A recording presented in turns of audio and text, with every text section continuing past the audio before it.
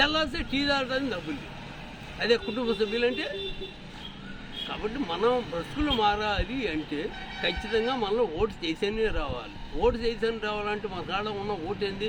కులము, మతము, రాజకీయ పార్టీ, ప్రాంతం, సంఘం, చదువు, ఉద్యోగం, ఆస్తులు, అధికారం, సమన్వయ రాజకీయ పదవులు, కర్ర, కత్తి, బాంబు, తుపాకీ, డబ్బు మధ్య కన్నా విలువైన ఓటు. మన ఓటు వలన భూమి మీద, భూ సంపద మీద, పన్నుల పేరుతో వస్తున్న ప్రజా సంపద మీద, దేశభక్తి కలిగిన ప్రభుత్వ అధికారులపై, విద్యావంతులైన పోలీసులపై, మహింగల సర్వ మసాలతో పాటు 1వ తరగతి నుండి అన్ని విద్యా సంస్థలపై, క్రీడా, సీనియర్ రంగాల్లో అధికారం ఉండేది మన ఓటు వల్ల. కాబట్టి మనకి కనీసం మనకి సాగు భూమి ఇవ్వకపోయారు. ఒకవేళ రాజ్యాంగం అంటున్నారు, అంబేద్కర్ చెప్పింది బినామీ పేరుతో ఉన్న భూమిని అక్రమాస్తులు ప్రైవేటు కంపెనీని జాస్యం చేసి ప్రతి కుటుంబానికి సాగు భూమి కల్పించమని భూమి కొనుగోలు పథకం పెట్టి ఆ పథకాలు వదిలేసి ఈ అక్రమ సొంతానికి బిడ్డలకు ఇచ్చినట్టు ఈ సంక్షేమ పథకాలు మనకెందుకయ్యా? ఇప్పుడు ఒకటి జరుగుతుంది.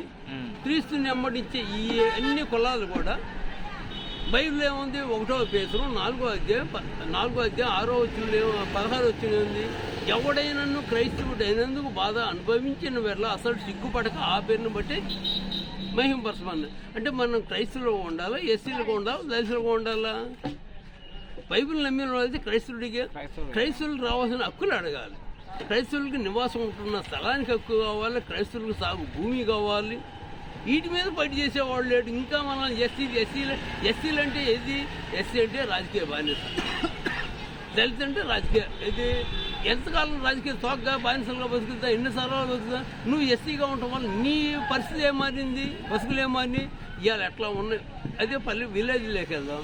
విలేజ్లో మన దగ్గర ఆసాములు ఉంటారు. ఆసాములు మన ఇంటికి వస్తే మనం ఏం చేస్తాం? మన ఇళ్ళకి వచ్చి ఆయన గౌరవించి ఆయన మన ఇంట్లో ఉన్న కుర్చీ శుభ్రంగా తుడిచి ఆయనకి వేస్తాం. అదే మనం అవకాడికి వాళ్ళ దగ్గరికి వెళ్తే వాళ్ళకి అరుగులు ఉంటాయి.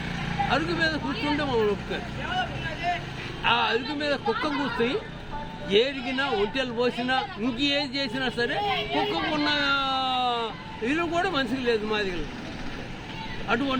అటువంటి దేనివల్ల వస్తే మార్పు ఓటు వల్లే వచ్చేది. ఈ ఓటు ఇప్పుడు సన్నాసం ధర్మం ఉందయ్యా. ఈ సన్నాస ధర్మంలో ఏమంటారు? సకల జనులు సుఖీభావం జీవిస్తూ ఉంటారు. మంచిదే కాదని ఎవ్వడు అనరు. అయితే అదే గుళ్ళకి కుక్కెళ్తే ఒక దేవుడు, పంజెళ్తే ఒక దేవుడు, నక్కెళ్తే ఏనుగెళ్తే ఒక దేవుడు, ఇట్లా జంతువులు వెళ్తే దేవుళ్ళే, మాది కూడా వెళ్తే అంటారు. ఎక్కడ సకల జనులు ఇది? మనం దేవుడిని విమర్శించగల దేవుడు సృష్టించిన భూమిని ఎక్కడ బాబాయ్ న్యాయం? అది హిందువులు, ముస్లింలు, క్రైస్తవులకు మనం ఏం చెప్తున్నాం అంటే ఈ దేవుడు సృష్టించిన భూమిని అందరికీ ఉండాలి. కాబట్టి ఇది బైబిల్లో కానీ, ఖురాన్లో కానీ, లేకుండా భగవద్గీతలో కానీ ఓసీ, బీసీ, ఎస్సీ మైనార్టీ అనేది లేదు. ఆ లేని పెట్టుకుని దేవుడు సృష్టించిన భూమి దూరం ఎందుకు బతకాలా? అవసరమా? ఇప్పుడు హిందూ, ముస్లిం, క్రైస్తవ ఎవడు పెట్టినాయి? ఏ దేవుడిని ఎవడు చూడలా. కానీ దేవుళ్ళు పెడతా అందరూ మంచి జరగాలి కానీ కీడు చేయకూడదుగా. అందరు దేవుళ్ళు కోరుకునేది మంచిగా. అందరూ ఏ దేవుడైనా కీడు చేయమని ఎవడు కోరుకు. మరి ఆ దేవుళ్ళు పెడతాం ఉన్నది కావటం ఏంది? వీళ్ళ అధికారం కోసం, వీళ్ళ స్వార్థం కోసం మనం బయలు అవ్వాల్సింది ఏంది? తప్ప కదా. అంటే ఇవన్నీ మారాలంటే ముందు మనలో రాజకీయ చైతన్యం పెరగాలి. రాజకీయం అంటే పవిత్రమైంది. అది అమ్ముడుపోయేది కాదు. ఇవాళ మనం ఎట్లా అమ్ముడుపోతున్నాం అంటే ముక్కు పుడకు, చెవులు, చేతి కాదు, కాళ్ళపట్టి, చీరలో డబ్బు, మద్యం, సమన్వయం లేని రాజకీయ పదవులు, కర్ర, కత్తి, బాంబు, తుపాకీ, డబ్బు, మద్యం కన్నా విలువైంది ఓటని చెప్పుకున్నాం. వాటికి మనం అమ్ముడుపోతున్నాం. అవును. మరి అమ్ముడుపోతున్నాం అంటే మనం ఎట్లా అమ్ముడుపోతున్నాం? ఒక వ్యక్తికి వివాహం జరగాలంటే 21 సంవత్సరాలు జరిగింది. ఏది ముఖస్థం. ఆడపిల్లకి 18 సంవత్సరాలు. ఓటుకి కూడా వచ్చేది అప్పుడే. అంటే ఓటు అమ్ముకుంటున్నామంటే ఎవరు నమ్ముకున్నట్టు? సగభాగాన్ని నమ్ముకున్నట్టేగా. ఆ జ్ఞానం ఓటు వేసేవాడికి తెలియదా? జ్ఞానం తెలియదా? వాళ్ళది కాదు తప్పు, పరిపాలించే వాళ్ళది కాదు. ఇప్పుడు ఉదాహరణ చెప్తాం, మన సిమెంట్ ఫ్యాక్టరీ లాక్డైందయ్యా. 32 సంవత్సరాలు దాటింది. ఈ 32 సంవత్సరాల నుంచి ఎందుకని ఆయన పిలిపించలేకపోతున్నారు? ఇప్పుడు మనందరం కానీ నిస్వార్థంగా ఏం ఆశించకుండా ఓటేసి అమ్మనే పరిష్కారం. మనందరినీ కొనేస్తున్న డబ్బులు ఆయన ఎక్కడో వేస్తున్నాడు.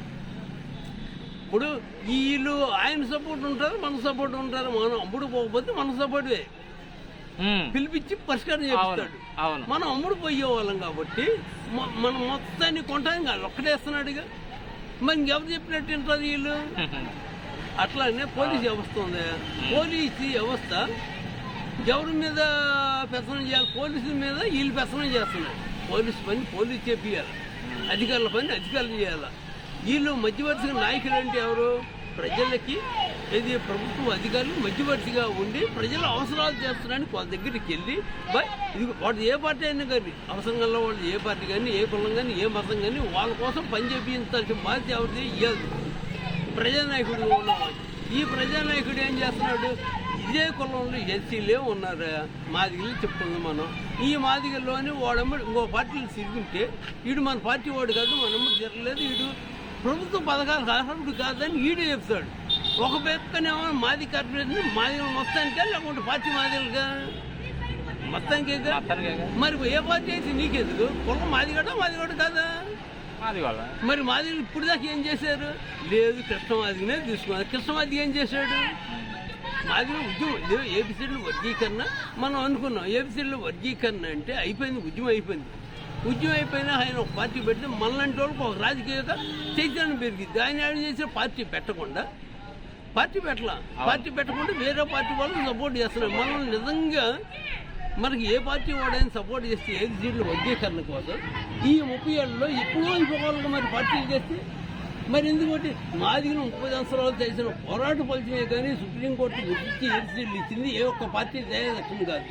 కాబట్టి కృష్ణన్న గారిని పార్టీ పెట్టుంటే ఖచ్చితంగా మాదిగలకు కూడా ఒక రాజకీయ చైతన్య వేదిక దొరికేది. సంబంధం ఆయన కూడా ముఖ్యమంత్రి అవడానికి పరిపాలన చేయడానికి ఒక ఇంటర్వ్యూలు చెప్పాడు. ఏది అంబేద్కర్ ఏదైతే చెప్పాడో భూమి విషయం మాట్లాడాడు.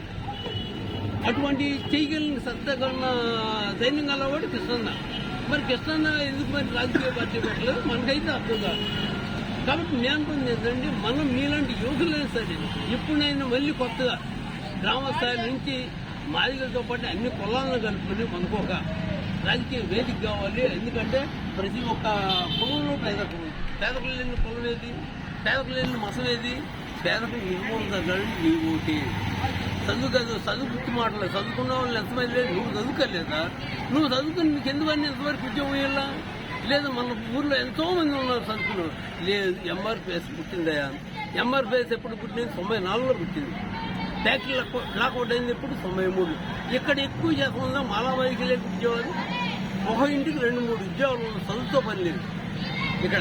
మరి మాలమహనాడు కానీ ఎంఆర్పిఎస్ వాళ్ళు కానీ ఎప్పుడైనా పార్టీలను కదిలించి మా మాదిగలు అక్కడ అన్యాయం జరిగింది, వాళ్ళకి ఉద్యోగాలు కావాలని ఎప్పుడైనా ఫ్యాక్టరీ వాళ్ళని కదిలించారా? మరి ఏట ఈ కులాలు ఎవరి కోసం చెప్పు? ఇప్పుడు నిజంగా మన మాదిగలు కదా కృష్ణా పంచాయతీలో ఉంది, వీళ్ళకి ఉద్యోగాలు పోయింది వాస్తవం కదా. వీళ్ళకి చదువుతో పని లేకుండా ఒక ఇంటికి 2-3 ఉద్యోగాలు వచ్చినాయి. అదే ఫ్యాక్టరీ ఉంటే మళ్ళీ ఉద్యోగాలు ఉండేది, పిల్లల సగం ఉండేదిగా. మరి వీళ్ళు మాదిగలు కదా, వీళ్ళకి ఎందుకు ఉద్యోగాలు ఇప్పారు? వీళ్ళ ఉద్యోగం కోసం ఎందుకని మాట్లాడలేదు? కాబట్టి మనలో కూడా రాజకీయ చైతన్యం పెరగాలి. గ్రామ స్థాయి నుంచి మనం కూడా క్రీస్తు నామంలో అయితే క్రీస్తు ఒక రాజ్యం వచ్చింది. ఇప్పుడు ఇది అపవాది పాలన. ఈ అపవాది పాలన పోవాలంటే ఖచ్చితంగా క్రీస్తు రాజ్యం రావాలి. క్రీస్తు రాజ్యం రావాలంటే క్రీస్తుని ఎమ్మనించే వాళ్ళే పరిపాలన చేయాలి, కులం ఏదైనా కానీ. అప్పుడు మనందరికీ న్యాయం చేయాలి.